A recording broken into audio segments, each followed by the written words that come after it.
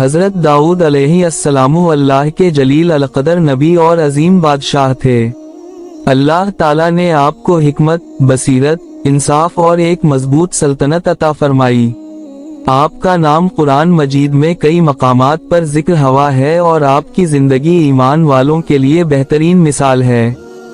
ولادت اور ابتدائی زندگی۔ حضرت داؤد علیہ السلام بنی اسرائیل کے ایک نیک گھرانے میں پیدا ہوئے۔ آپ بچپن سے ہی عبادت گزار، بہادر اور نرم دل تھے۔ اللہ نے آپ کو دل کی پاکیزگی اور زبان کی مٹھاس عطا فرمائی، اسی وجہ سے آپ کی بات لوگوں کے دلوں میں اتر جاتی تھی۔ طالوت اور جالوت کا واقعہ۔ اس زمانے میں بنی اسرائیل کو ایک ظالم اور طاقتور دشمن جالوت نے گھیر رکھا تھا۔ بنی اسرائیل کی فوج اس کے سامنے کمزور تھی۔ طالوت ان کا بادشاہ تھا، لیکن کوئی بھی جالوت کا مقابلہ کرنے کی ہمت نہ کرتا تھا۔ اسی لمحے حضرت داؤد علیہ السلام آگے بڑھے۔ آپ نوجوان، کمزور جسم مگر مضبوط ایمان کے مالک تھے۔ اللہ پر بھروسہ کرتے ہوئے آپ نے کہا، میں جالوت سے لڑوں گا، اللہ میرے ساتھ ہے۔ آپ نے ایک غلیل، سنگ پھینکنے والا ہتھیار اٹھائی اور اللہ کا نام لے کر جالوت پر ایک پتھر پھینکا۔ اللہ کے حکم سے وہ پتھر سیدھا جالوت کے ماتھے پر لگا اور وہ زمین پر گر کر ہلاک ہو گیا۔ اس واقعے کے بعد داؤد علیہ السلام کی عظمت سب کے دلوں میں بیٹھ گئی۔ بادشاہت اور نبوت۔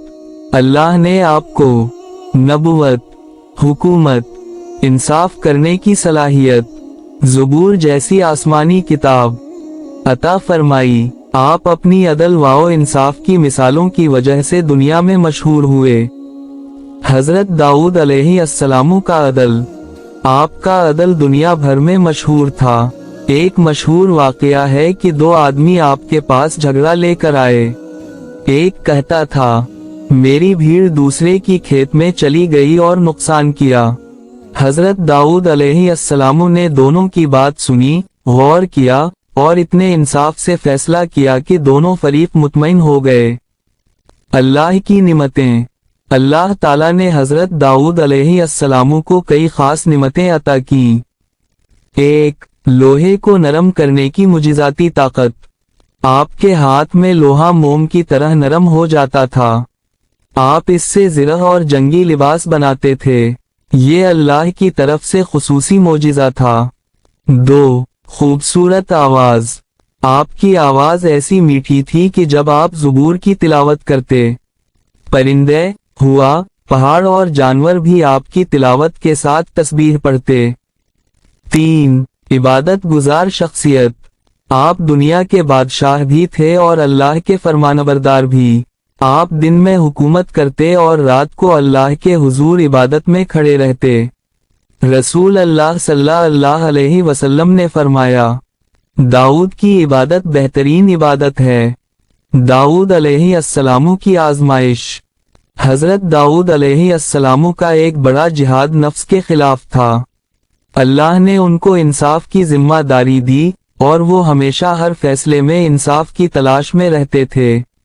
اللہ تعالیٰ نے ان کو کبھی اکیلا نہ چھوڑا اور ہر امتحان میں ان کی مدد فرمائی۔ وفات۔ حضرت داؤد علیہ السلام نے عبادت، انصاف اور اللہ کے دین کی خدمت میں اپنی زندگی گزاری۔ آپ کی وفات کے بعد آپ کے بیٹے حضرت سلیمان علیہ السلام نبی اور بادشاہ بنے۔